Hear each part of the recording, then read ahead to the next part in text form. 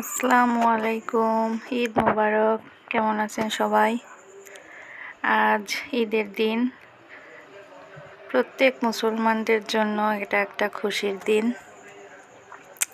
আজকে প্রত্যেক ঘরে ঘরে অনেক রকম রান্না বান্না হয়।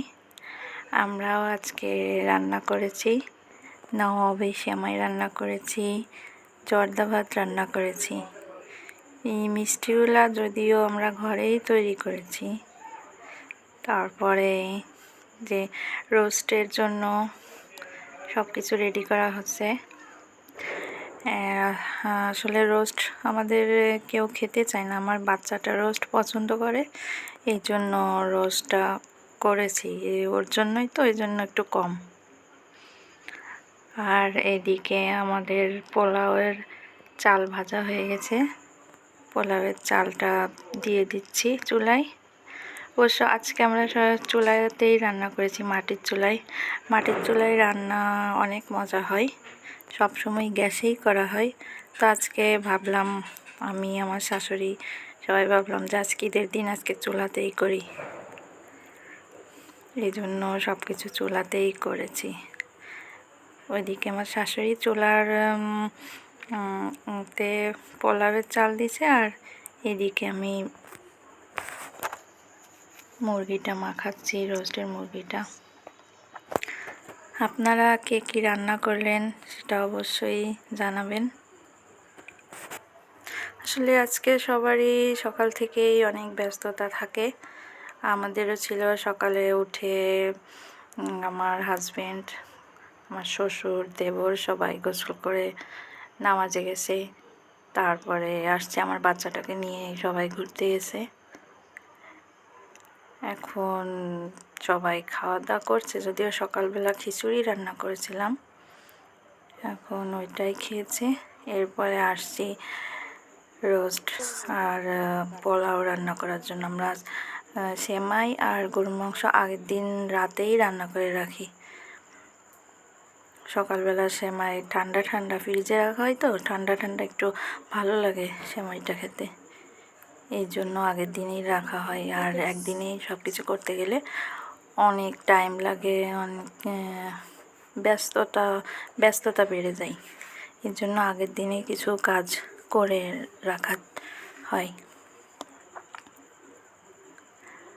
আর আমরা কাজ করতেছিলাম, মাঝে আমার শাশুড়ি আবার সেই রোস্টের ভিতরে একটু হাত ধুয়ে পানি দেবে, হাতে মশলা লেগেছিল, এই জন্য সেই দইয়ের হাঁড়িতেও দই ছিল অনেকটাই, এই জন্য দইয়ের ভিতরে পানি দিয়ে ওইটা দিয়ে আমাকে দিচ্ছে।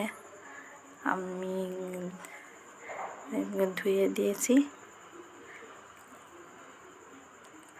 এখন এটা চুলাতে দিব। এরপরে আবার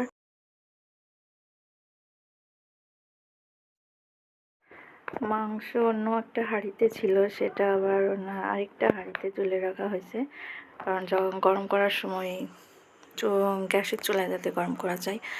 আর আগের হাঁড়িতে কালি ছিল, এই জন্য কালি যাতে অন্য কোথাও না লাগে, এর জন্য আরেকটা হাঁড়িতে রেখে দেওয়া হয়েছে।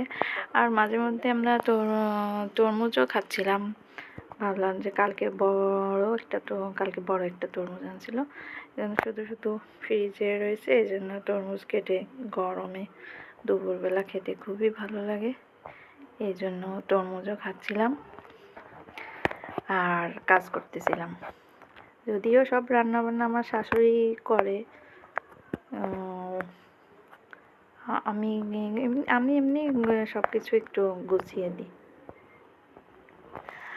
তারপর হচ্ছে আমাদের রোস্ট রান্না হয়ে গেছে, এখন ওইটা আবার বাটিতে তুলে রাখতেছি। তারপরে যখন সবাইকে দিব, তখন আবার ভালোভাবে পরিবেশন করা হবে।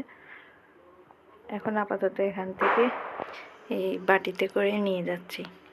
আপনারা কে কী রান্না করলেন অবশ্যই কমেন্ট করে জানাবেন। সবার ঈদ কেমন কাটলো সেটা জানাবেন। কোথায় কোথায় ঘুরতে গেলেন, সারাদিন কিভাবে কাটলো, বাচ্চা কাচ্চা সব কাজ সামলিয়ে কতটুকু কিভাবে কি করেছেন সব কিছু জানাবেন।